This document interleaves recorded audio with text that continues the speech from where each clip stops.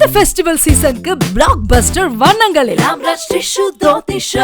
இந்த சாதிவாரி கணக்கெடுப்பு ஒரு சமூக நீதியை அங்கே கொண்டு வரணும்னா சாதிவாரி கணக்கெடுப்புங்கிறது அவசியம்.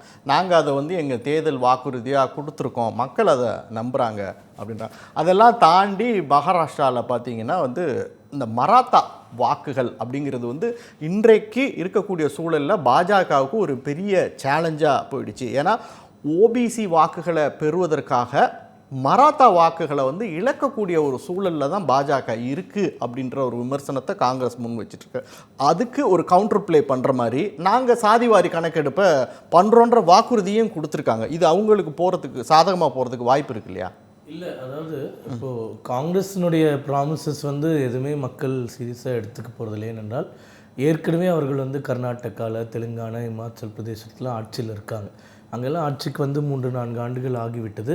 இன்றைக்கு வரைக்கும் காஸ்ட் சென்சஸ் அந்த எந்த மாநிலத்திலையும் அவர்கள் எடுக்கவில்லை, வெளியிடவில்லை. அப்போது நீங்கள் இங்கே சொன்னீங்கன்னா ஏற்கனவே நீங்கள் ஆட்சியில் இருக்கிற மாநிலங்களே எடுத்தாங்களான்னு மக்கள் கேட்பாங்க. இரண்டாவது, காஸ்ட் சென்சஸ் அப்படின்றது முறையாக எடுக்க வேண்டும் என்றால் மத்திய அரசாங்கத்தால் தான் எடுக்க முடியும். இப்போ 2021 சென்சஸ் டிலே ஆகிட்டு மாநில அரசாங்கங்கள் சாதிவாரி கணக்கெடுப்பை எடுக்கலான்ட்டாங்க.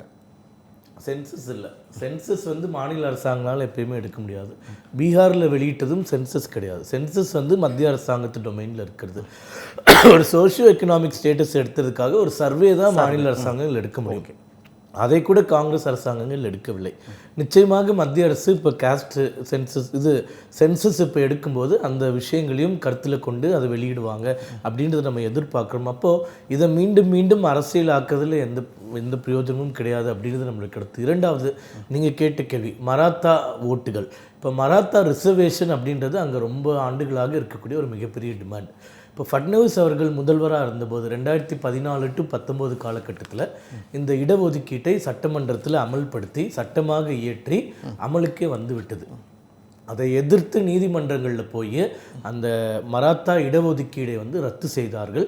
அதில் இவர்களுடைய ப்ராக்சி ஆர்கனைசேஷன்ஸ், முக்கியமாக காங்கிரஸ் கட்சியினுடைய ப்ராக்சி ஆர்கனைசேஷன்ஸ் அந்த வழக்கு போட்டதுலேருந்து அதை ரிசர்வேஷனை கேன்சல் பண்ணுறதுல மிகப்பெரிய ரோல் ப்ளே பண்ணாங்க. இப்போது நீதிமன்ற டொமைனில் போனதுனால நீதிமன்றத்தில் மகாராஷ்டிரா அரசாங்கம் அந்த இடஒதுக்கீட்டை நியாயப்படுத்துவதற்கு சட்ட போராட்டத்தை மேற்கொண்டிருக்கின்றது. இப்போ அரசாங்கத்தினால எதுவும் பண்ண முடியாது, நீதிமன்றத்தில் இருக்கக்கூடிய ஒரு விஷயம்.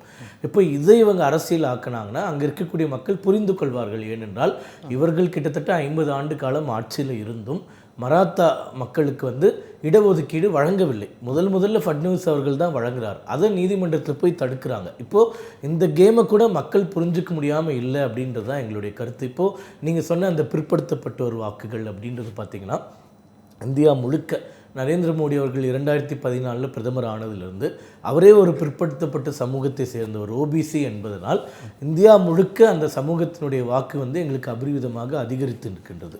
குறிப்பாக இப்போ ஃபட்னவிஸ்லேருந்து பிஜேபியில் இருக்கக்கூடிய 2ஆம் கட்ட தலைவர்கள் மகாராஷ்டிராவில் எல்லாருமே பிற்படுத்தப்பட்டவர்களாக இருக்கிறதுனால எங்களுக்கு அவர்களுடைய ஆதரவு முழுமையாக கிடைக்கும் அப்படின்றதுல எங்களுக்கு எந்த மாற்று கருத்தும் இல்லை. இந்த ஃபெஸ்டிவல் சீசனுக்கு பிளாக் பஸ்டர் வண்ணங்களில்